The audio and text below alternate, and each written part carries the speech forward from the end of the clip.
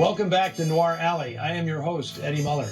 A couple of months ago when I showed Kiss Me Deadly, I had as my guest the great Max Allan Collins, a prolific mystery writer and crime fiction historian, and we had such a good time that I promised Max that I'd get him back on the show, and today is the day for Born to Kill from RKO Pictures in 1947. Welcome back, Max. Oh, I'm delighted to be here. This is one of my favorite noir films, and you might say Born to Kill is one of my guilty pleasures if I were capable of experiencing guilt. I'm glad that we've established that, and now you're going to have to explain yourself, because this is tough sledding for 1947. I mean, this movie is really crazy. So let me hear it. Why do you like this so much? Well, it seems to me there's kind of two noir paths. You have the private eye kind of path, the investigative kind of path, which we've seen with the Spillane and Chandler and Hammett adaptations. Then you have the James M. Cain world of Double Indemnity and Postman Always Rings Twice. We have in the book Deadlier Than the Male, which is called Born to Kill on screen, you have the femme fatale essentially played by Lawrence Tierney. It's a flip. It's a flip. And so he's the menacing, evil, romantic figure. And I just love the upside down nature of that. I ran into it on late night TV one time years and years ago. And all I could think about is, what did they do in the theater when this one ran?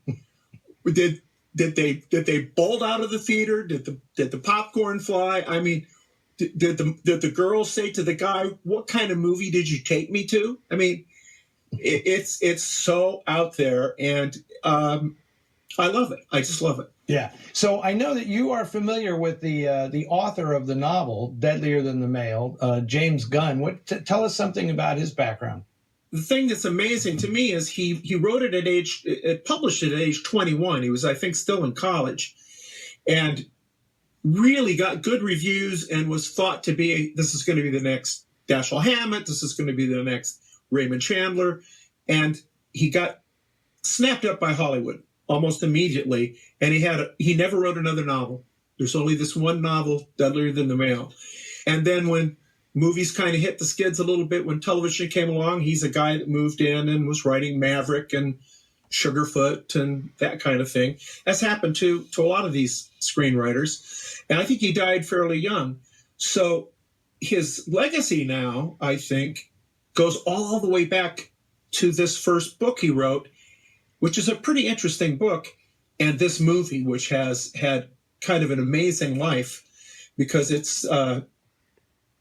just thumbed its nose at all of us, didn't it? Yes. And it is amazing to me that a movie this dark and this perverse is directed by Robert Wise. This was really Robert Wise's breakout film as a director, his first big feature film. And, you know, I knew Robert Wise a bit, and he was probably the sweetest man in the movie business.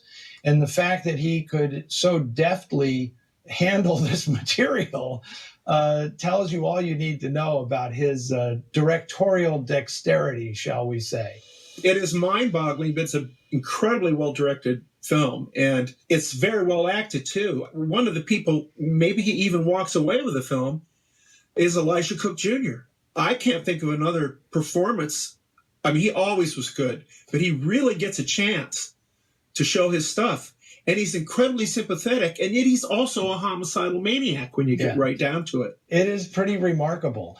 And yes, I'm glad you pointed out the acting in this, because it is stellar all the way through, from the actual ferocity of Lawrence Tierney to the woman who may be the grande dame of noir, Claire Trevor, who is just fantastic. She's been in so many terrific movies, you know, starting with Murder My Sweet, but then, you know, her noir resume, shall we say, is second to none. And this film is really at the top of the list. Anyway, this is really a remarkably dark and perverse film for any era. But that this was made in 1947 is kind of startling. If people have not seen this before, you are really in for something surprising, because it's going to get pretty hot and heavy on Noir Alley this week. So thank you much, Max. We'll be back, of course, at the end with some final thoughts about this. But right now, from 1947, RKO Radio Pictures presents Lawrence Tierney and Claire Trevor in Born to Kill.